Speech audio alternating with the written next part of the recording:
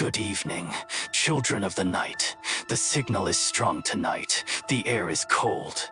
I am Damien Tao, and you found your way to Netherwave Radio, where the veil between worlds grows thin. Tonight, we drift back to the sweltering summer of 2012, to the coastal city of Haiku. The heat there doesn't just drain you, it makes you careless, makes you forget that some doors, once opened, can never be closed again. June brought a young man to the Milan District Police Station. He spoke with the accent of Hunan Province, and his hands wouldn't stop shaking. His sister, Shan Shuyun, had vanished. 10 days without a word. Now in Chinese culture, silence from family isn't just concerning. It is a rupture in the natural order. We call home. We always call home. Those chopsticks you see standing upright in rice like incense sticks in an altar. That is how we honor the dead. That is how we feed ghosts. Shan Shuyan worked at a foot massage parlor. Every week, she'd call home. Every single week. Until she didn't. The police moved quickly. They found the manager of the massage parlor. Yes, she'd worked there. No, she hadn't shown up for 10 days. Hadn't even collected her wages. This was strange. Shan Shuyan was known as a hard worker. Never missed a shift. Never missed a paycheck. Red shoes abandoned. In our folklore, red is the color of bridal joy, but also the color of vengeful spirits. The color of unfinished business. Through interviews, police established her last known appearance, the 7th of June evening shift.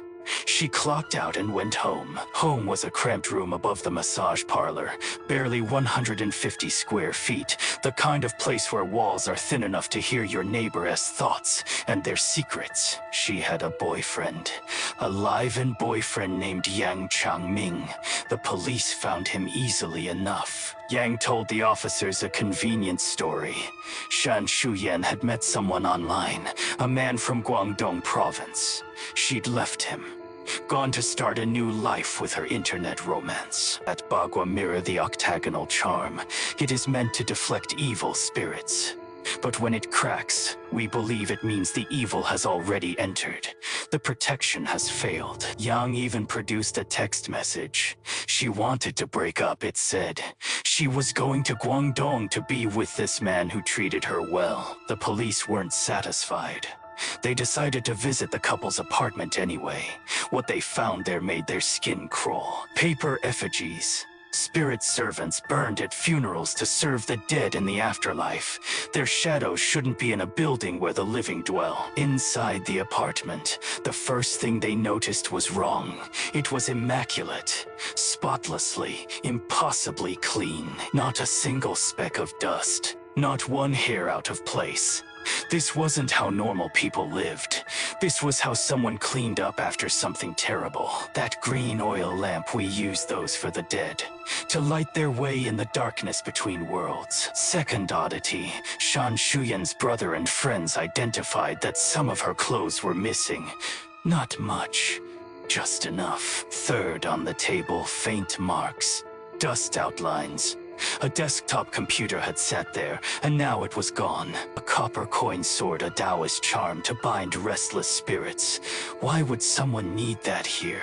But who takes a desktop computer when fleeing to start a new life? Those old machines were heavy, cumbersome. Not something you'd carry on a bus or train. A mirror with no reflection. In folklore, this means one of two things. Either no soul stands before it, or the soul has already departed the body. Haiku police immediately contacted authorities in Guangdong.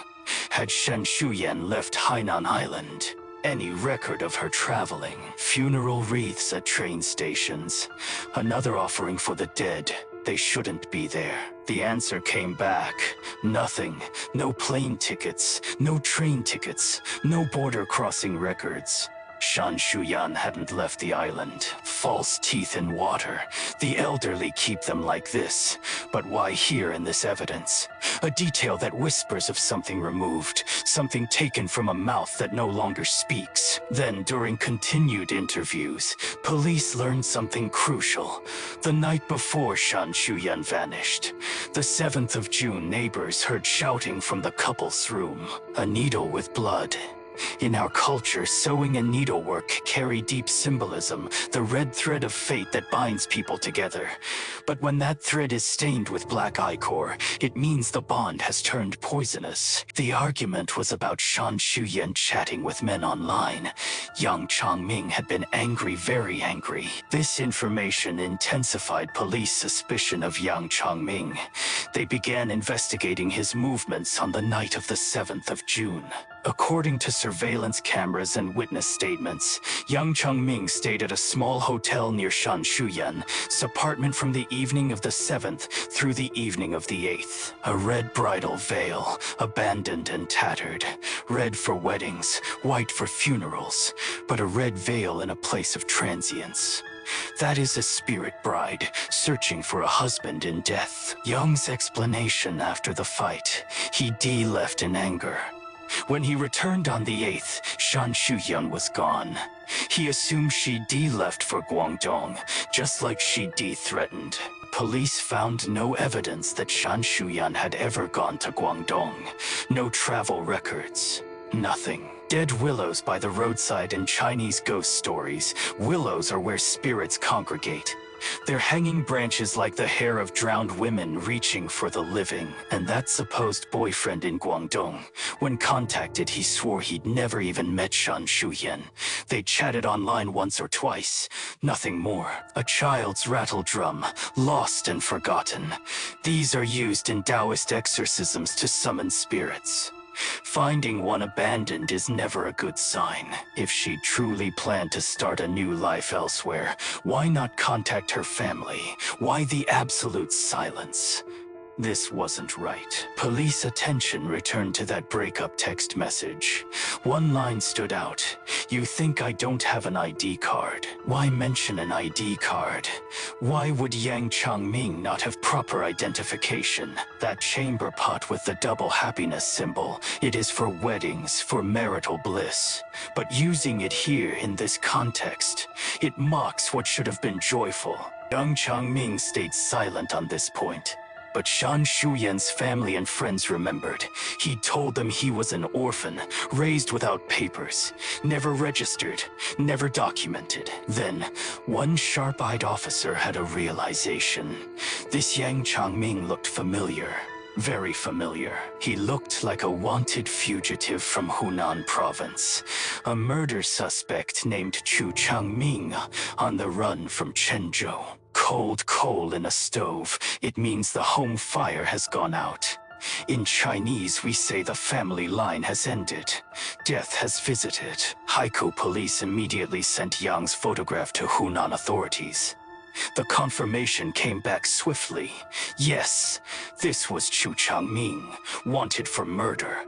His real name had been hidden all along. Chu Changming was arrested and held, awaiting transfer to Hunan authorities. But while they waited to hand him over, Haikou police continued searching for Shan Shuyan's whereabouts. They examined her bank records, and there an anomaly that chilled them. After Shan Shuyan vanished, her bank card was used twice, on the 8th of June and the 10th of June. Someone had withdrawn a total of 39,000 yuan. This contradicted everything Chu Changming had claimed. A sewing machine, moving on its own.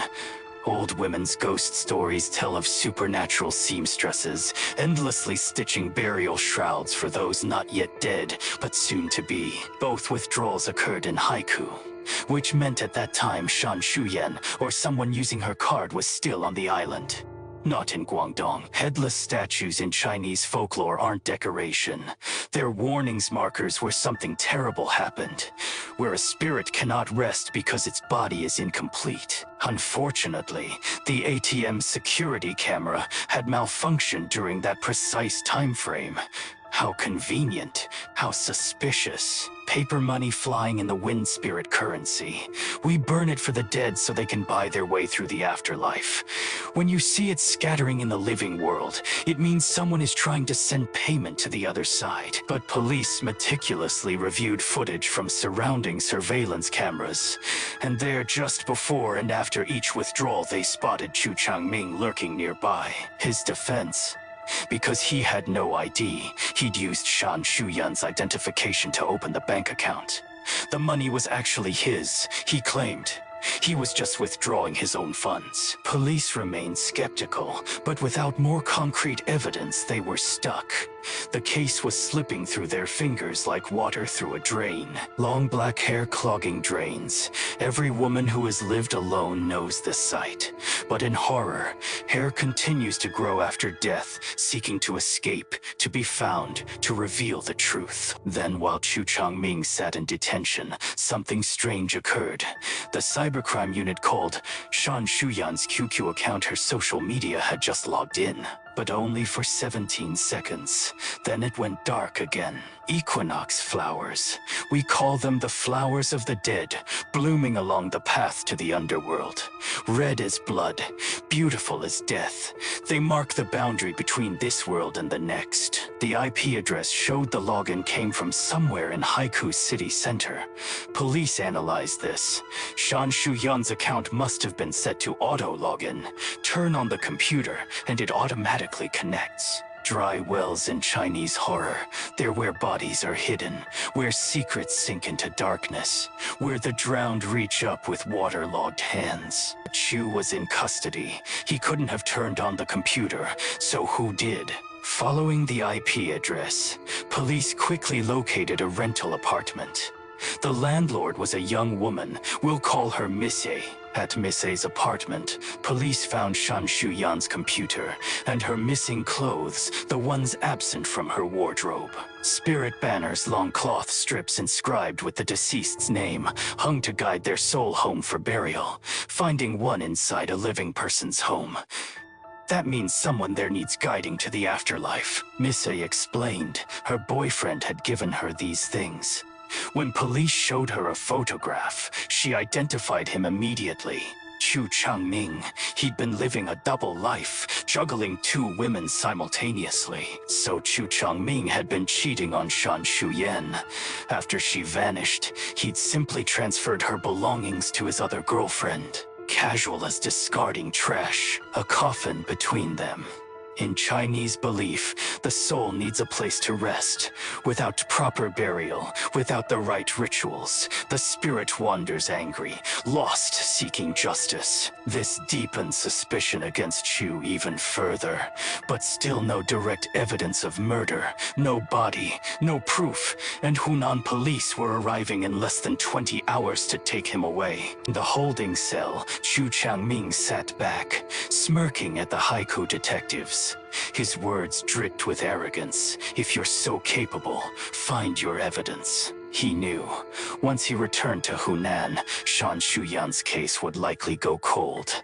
Different jurisdiction, different priorities. She would become a ghost, not just in death, but in the system. Police were certain Chu had killed Shan Shuyan.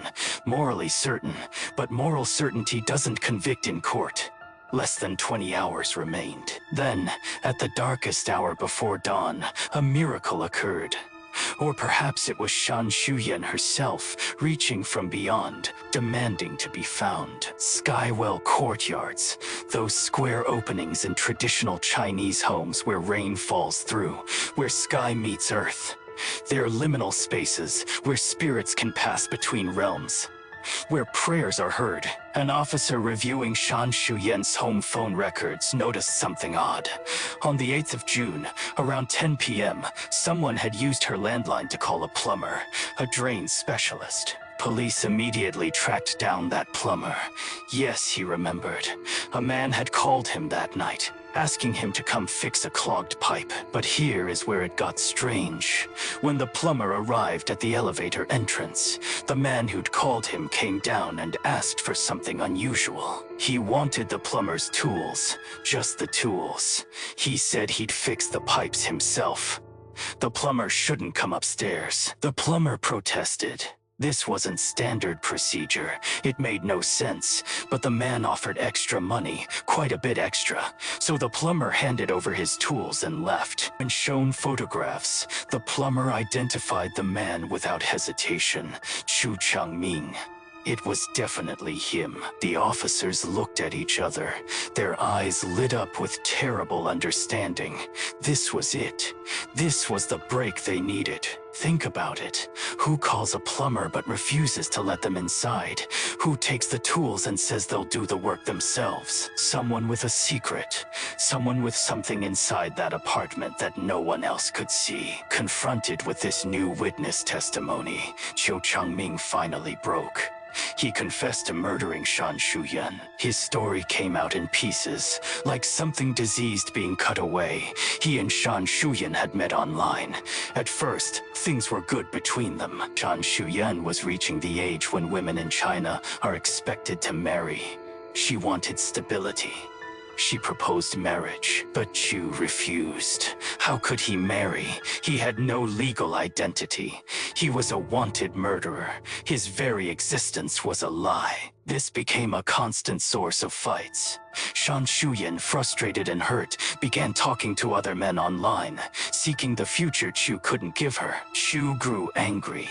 Resentful, he started his own affair with Miss A, the woman who would later receive Shan Shuyan's belongings like hand-me-down clothes. On the evening of the 7th of June, they had another explosive argument.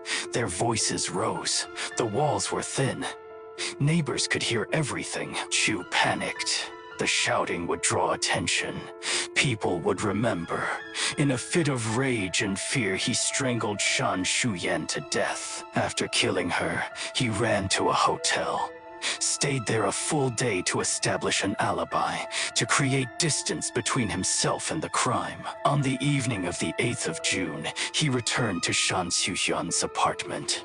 And there, in that cramped bathroom, he dismembered her body. During this process, he discovered the drain was clogged. That is when he called the plumber, but he couldn't let anyone inside. Not with what was in that bathroom. After dismembering her, he turned on the water, let it run and run and run, washing away the evidence, washing away what he'd done. This explained the water usage.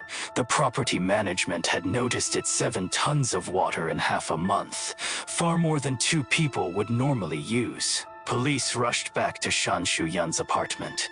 They examined the bathroom with forensic intensity, looking for traces of blood tissue. Anything, but they found nothing. Chu had been meticulous, obsessively thorough, 3 days and 3 nights. They worked.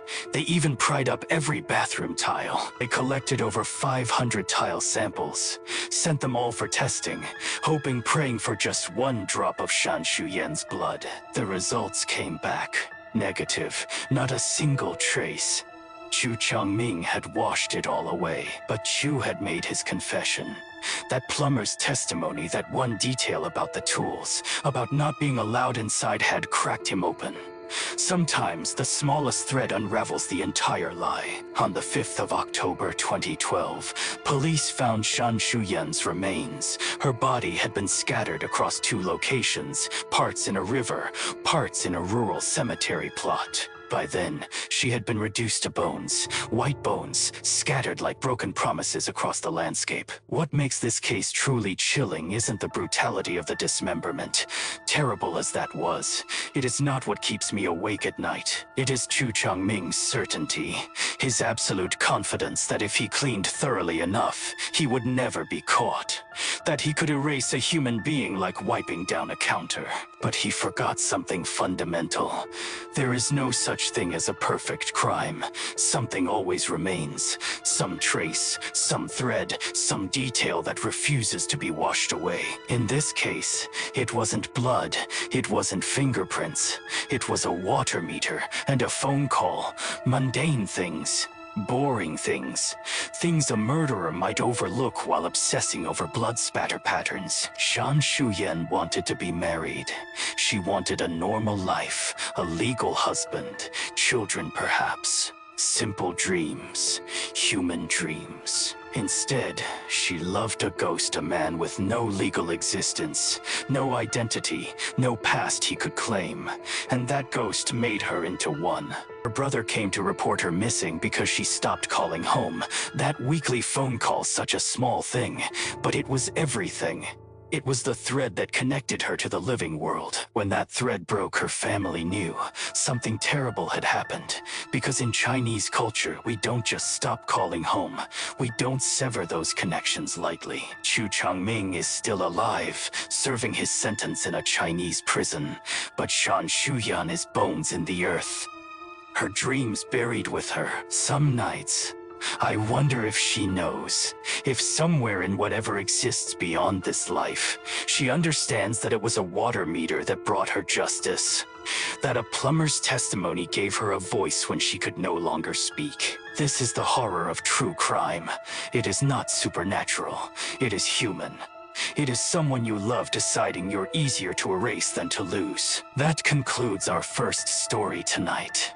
Real horror, real bones. Real justice obtained through the persistence of investigators who refuse to let a woman become a forgotten ghost. Pour yourself some water if you're thirsty. Move around, shake off the heaviness. But don't wander far, our second story begins soon, and this one crosses the boundary into something stranger, something that exists in the shadows between folklore and reality. This next tale happened to a chicken farmer. His name was Renfan, which in Chinese sounds almost like troublesome person. An apt nickname, as you'll see. Renfan had leased a hillside where he raised free-range chickens.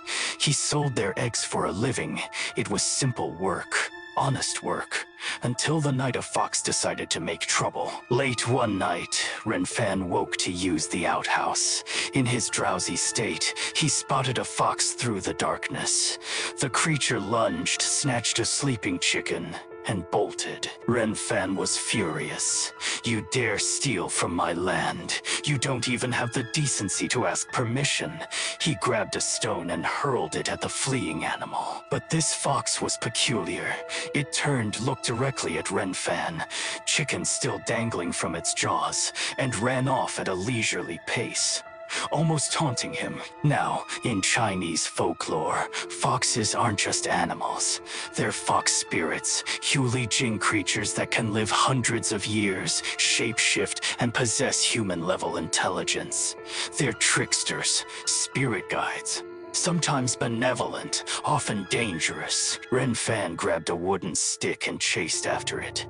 "I'll break your legs," he shouted. The moonlight was bright. The fox ran ahead, sometimes fast, sometimes slow, always maintaining exactly 30 or 40 feet of distance. For over 2 miles, this chase continued, the fox leading, Renfan following as if they were connected by an invisible thread. Then, at a crossroads, the fox veered sharply. It slipped through the gap in a weathered wooden gate. Behind that gate stood an ancient mansion, a place that had been abandoned for decades, maybe longer. The gate slammed shut with a sound like breaking bones. Renfan stood outside, breathing hard. He knew this place. Everyone in the area knew it. It was haunted. The building was supposedly hundreds of years old. No one had lived there in living memory, but people whispered about strange lights, strange sounds, strange things seen through the cracks in its walls. But Renfan was bold. Stubborn, he chased this fox for 2 miles. He wasn't turning back now. He peered through a crack in the gate. What he saw made his breath catch. The mansion blazed with light. Lanterns glowed in every window, and shadows moved inside dozens of them. The shapes of people, moving, talking, living. Renfan heard voices, high-pitched scholarly debates. If there were people inside, he reasoned, he should knock. Ask about his chicken. Maybe they'd seen the fox. A young boy answered. He wore traditional clothing, the kind you'd see in historical dramas. His hair was styled in an ancient fashion, but his face was pleasant, his manner polite. Renfan explained a fox had stolen his chicken and run inside. The boy nodded seriously. If it entered our home, then we bear responsibility. Please wait. Let me fetch the master. The boy said they would compensate him with silver, and would he Please come inside for a simple meal. Silver ingots. Not yuan, not paper money silver, the currency of dynasties long fallen. But Ren Fan, confused and curious, followed the boy inside. They walked through endless corridors. Traditional Chinese architecture, wooden pillars, painted eaves, stone courtyards. Every room they passed was occupied. Old people, young people, men and women. Some played chess. Others practiced calligraphy. Conversations flowed naturally. It all seemed so normal. They passed through a large hall like a lecture room. Ancient scholars with white beards sat at the front, teaching 7 or 8 students, listened with rapt attention. Ren Fan caught fragments of the lecture. Thunder drums and wind brings rain. The sun and moon revolve, cold and warmth alternate. Classical Chinese philosophy. Poetry, things he didn't understand but found strangely soothing. Finally, they arrived at a large dining hall. About 20 people sat at round tables. Eating, the tables overflowed with delicate pastries, dozens of varieties. The boy invited Ren Fan to choose whatever he liked. And Ren Fan, who'd been chasing a fox through the night, suddenly realized he was starving. The food looked exquisite. He picked up one pastry and ate it. Just one, and immediately his hunger vanished. More than vanished, he felt completely full, even slightly bloated. The boy gave him a silver ingot and a box to take home more pastries. Ren Fan filled it gratefully and followed the boy back through those endless corridors. They met an elderly man with a beard so long and white, it seemed to glow in the lamplight. He wore robes like an ancient scholar. His presence commanded instant respect. The elder spoke. The hour grows late. Everyone should return to their homes now. His voice carried absolute authority. Then he added, looking at the boy, and you in the future, guard our gates properly. Don't sleep on duty. Don't let restless things escape and cause trouble in the world outside. The boy bowed respectfully and escorted Ren Fan to the gate. As they said goodbye, Ren Fan asked, "What is your name?" The boy replied, "My name is Zhou Lun. I've cultivated the Tao for 500 years, but still cannot achieve enlightenment. My master is very disappointed in me." 500 years. This child had been studying, practicing, seeking immortality for 5 centuries. And the white-bearded master, how old must he be? The gate closed behind Ren Fan. When he looked around, dawn had broken. The night had passed in what felt like an hour, but the sky told a different truth. He looked down at the box in his hands. The pastries were still there. The silver ingot was real, solid, heavy in his palm. So it hadn't been a dream. Ren Fan hurried back to his hillside chicken farm. He counted his birds. Sure enough, one was missing. The fox had been real. The chase had been real. And what came after? He immediately called his closest friends and relatives. "Come over," he said. "I need to tell you something. Something impossible." They gathered at his home that evening. Ren Fan spread out the pastries and told his story. His friends laughed, shaking their heads. "You've been reading too many ghost stories," they teased. "Dreaming while awake in broad daylight." But then they tasted the pastries. The laughter died. One by one, they fell silent, chewing slowly. "I've never tasted anything like this," someone whispered. "This isn't from our time.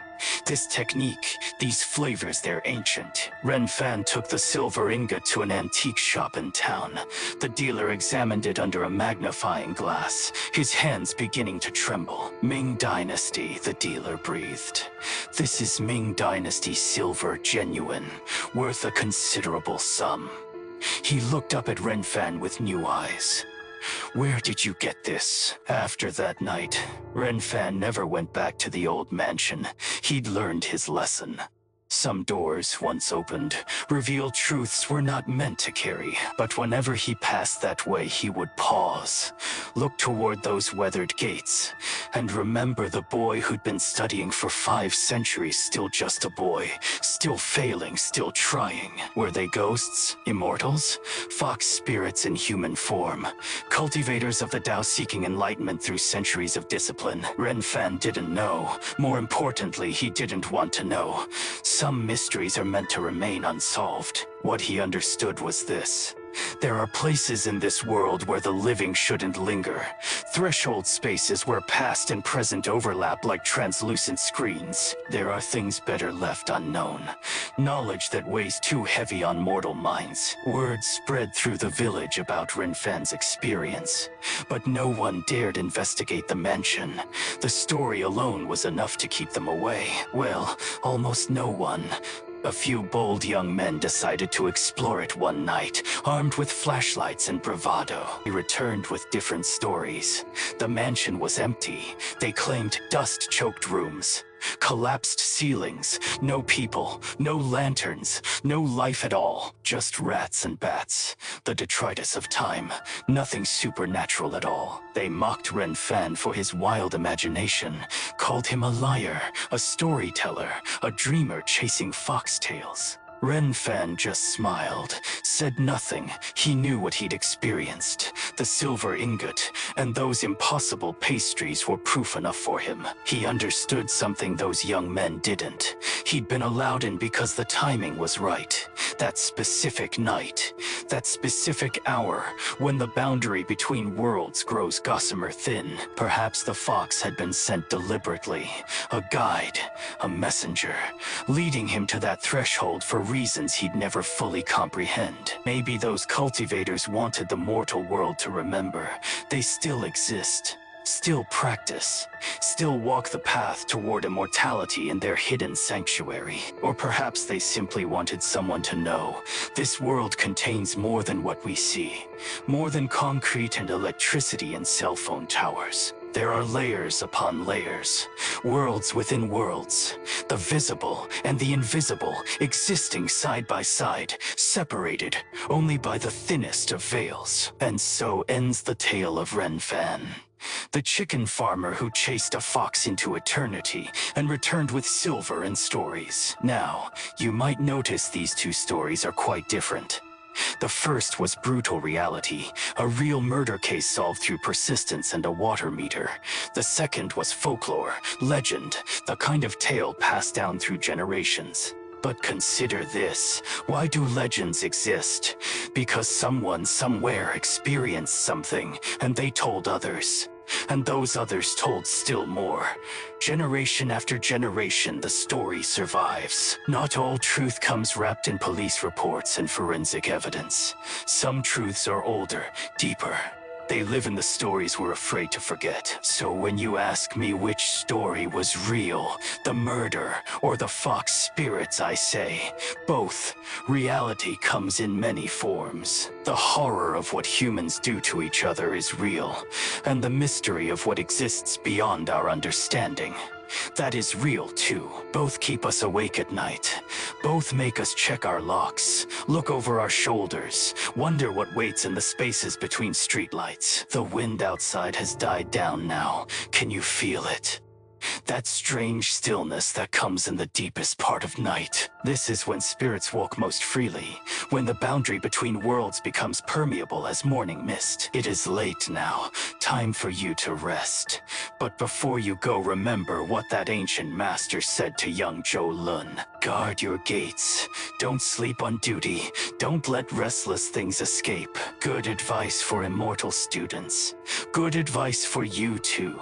Lock your doors. Close your windows. Keep the outside outside, because you never know what might be passing by, what might hear your breathing through the walls, what might test the strength of your locks. This is Damien Tao, signing off from Netherwave Radio. The frequency fades now, returning you to your world.